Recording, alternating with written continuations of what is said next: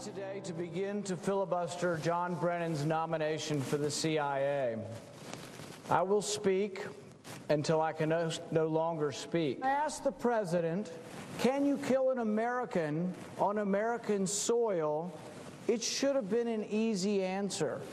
It's an easy question. It should have been a resounding and unequivocal no. The president's response, he hasn't killed anyone yet. The Congress and the public need to know what the rules for targeted killings are so that they can make sure, as Senator Paul has touched on in the course of this day, that American security and American values are both being protected. Every American has the right to know when their government believes that it is allowed to kill them.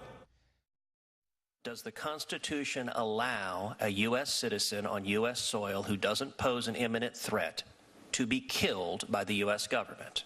On the facts that you have given me, and this is a hypothetical, I would not think that in that situation the use of a drone or lethal force would be appropriate. You keep saying appropriate. My question isn't about propriety. My question is about whether something is constitutional or not. Translate my appropriate to no. I thought I was saying no, all right? No. Yeah, no. Well, then I am glad. Cruz and Paul and Mike Lee and all of these senators who have been talking in this filibuster are all saying that they acknowledge the imminent threat, a use of a drone, even on U.S. soil, a terrorist in the act of something. But as their hypothetical is, the guy sitting at the cafe drinking the drink, not attacking someone, can they take him out on U.S. soil as an American citizen? That's the question. But I think that it's exactly why I think there is less here of a division than we would think.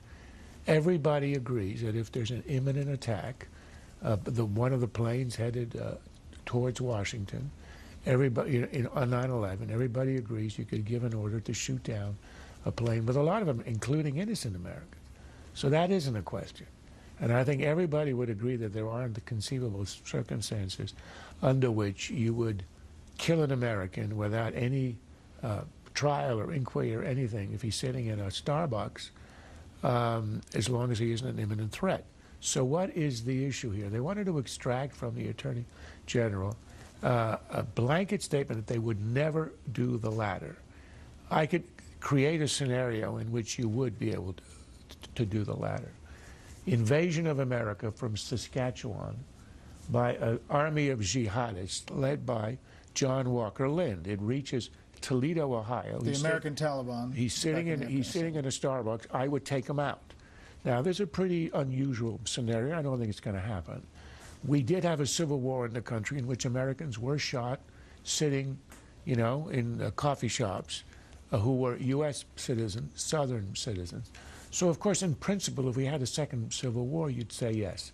I can understand how the administration wants not to exclude this, extreme example. But what's ridiculous here is we know it isn't going to happen, and we have consensus between the Democrats and Republicans, Obama and Bush in practice, on so much of this. Why don't we sit down and establish a code of conduct that would get 90% approval in the Congress and in the country, instead of playing gotcha here and trying to come up with extreme examples? I think if Judge Napolitano were here, he would argue that the Constitution, he would probably argue that an American citizen still would have the rights to a trial. But in the Civil War, if you were a Southern soldier, a platoon in a forest, in a clearing, and you weren't even engaged in battle, and a Union patrol came upon you, they could shoot, and they didn't have to have a due process or anything, and they were American citizens on both sides. All right. So that's the point. You can create extreme examples, but since it's not going to happen, let's create a code that we can all agree on, and we would have a widespread agreement. I'm absolutely sure of that. Rand Paul live on the Senate floor, continuing his filibuster. Inside and outside, they're going to have different rules, but we already know that a large percentage of the drone strikes overseas, we're not naming the person. Is that going to be the standard? We also know that we have targeted people for sympathizing with the enemy. We talked about that before. In the 1960s, we had many people who sympathized with North Vietnam. Many people will remember Jane Fonda swiveling herself around in the North Vietnamese artilleries and thinking gleefully that she was just right at home with the North Vietnamese. Now, I'm not a great fan of Jane Fonda. I'm really not so interested in putting her on a drone kill list either. Okay. We've had Rand many Paul, people who he's talked about a lot of country. things today. We We've just had noticed people he in our country wolfed down who a have Snickers and some jelly beans. Struggle political genius. He will be remembered. This raises his image, and he's completely sincere about this. So it's, I think he will be. This will be a moment that people will say have launched him as a national figure.